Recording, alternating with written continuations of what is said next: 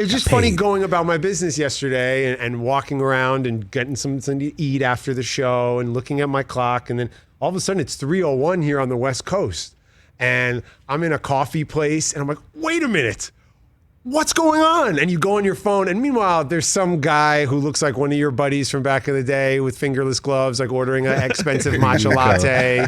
Life goes on in Los Angeles. No one really cares. But I'm like, the world hasn't stopped. Lonzo Ball's going to go play for the Bulls now. And then you see one Woj bomb after another, and Shams and everybody giving us news yesterday. And it's just madness. I don't even know where to begin on the free agent, the digestion of all the signings yesterday. It was crazy. We'll start with your favorite team. Like, what do you think of the Knicks signings? So mature and sensible and not splashy or flashy, which is how the Knicks have always done things in the past. It wasn't sexy yesterday. It was cleaning your house because you know you've got company coming over. Like, it was simply doing things that need to be done. They were a team that was a top 4 team last year. They had home court advantage in the playoffs. Forget what happened in the actual playoff series. Trae Young got rewarded for that. Mm-hmm. We were a top 4 team in the East. They got rid of the dead weight. They got rid of Reggie Bullock, Frank Ntilikina, Elfrid Payton. Thank you for your service, but the time in New York is done. They kept the guys on one-year deals who performed. Derrick Rose, Nerlens Noel, Alec Burks, who's a bucket. A lot of people don't know or are familiar with him. Dude could get his own shot and played very well for them last year.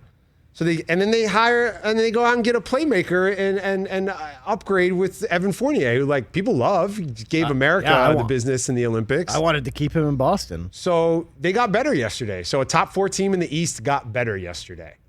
What's wrong with that?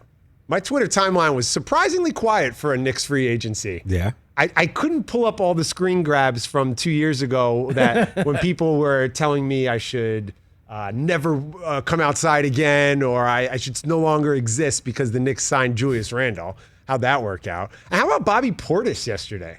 Once a Knick, always a Knick, NBA champion, decides to stay for not that much money in the grand scheme of things. Yeah, took a hometown discount, whereas one of the other key members of that team, PJ Tucker, did not. He went down to Miami, who had themselves a pretty good first day. Where are they getting all this money, Chris? Yeah, I don't know, because Carnival Cruises aren't exactly the hoppin' biz that it was a decade ago. No, but it's $18 for a mojito. They give it $2 off when you're wearing white linen at the Heat games.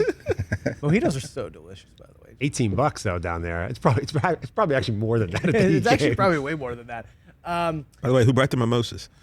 It is Tuesday. But the Heat probably, got themselves back into the top 4 in the East picture with their moves yesterday, right? Kyle Lowry, Duncan Robinson getting paid yesterday. Wow. Shout out to everyone who's tried to play Division III basketball. Shout out to everyone who took that 5th prep year. Shout out to Duncan Robinson. By the way, Duncan Robinson's podcast being in the official tweet.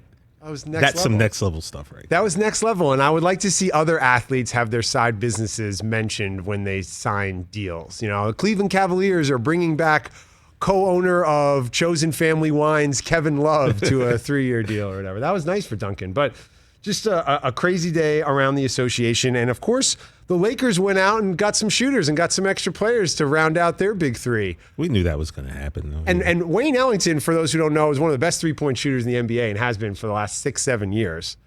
The Lakers are a family business as well, and they continue to run like one. It's fascinating. And when you look around the NBA and you see the big teams, we mentioned Carnival Cruises, Mickey Arison. That's his main business, or one of his main businesses, not the Miami Heat.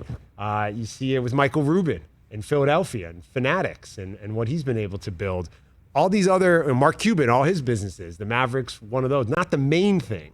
The Lakers, it's still a mom and pop shop. That's it. It's a family business. So when they go out and get Trevor Ariza and they get Dwight Howard and they keep it in the family, it's a very LA Lakers way of doing business, which has afforded them tremendous success historically. Yeah, I don't know if it's going to translate into championships in the next few years. I guess we'll wait and see. I just expected more. These names don't do much for me. They're old. They're kind of played out.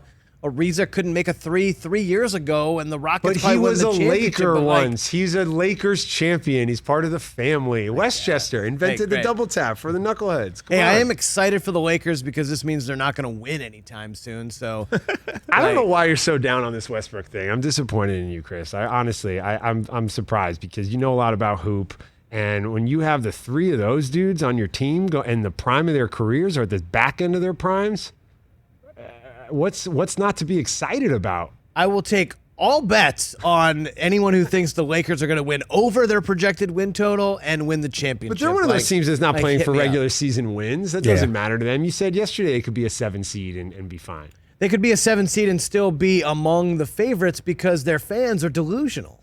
And by the way, not a Laker fan. I am a card-carrying Laker hater, but I was excited for the Russ move, and I think what they did yesterday was sensible. As much as I love Caruso, and Caruso is a fan favorite here, 4 years, it's not about the money. There's so much money in the league right now. Someone's got to get it. You have to spend it.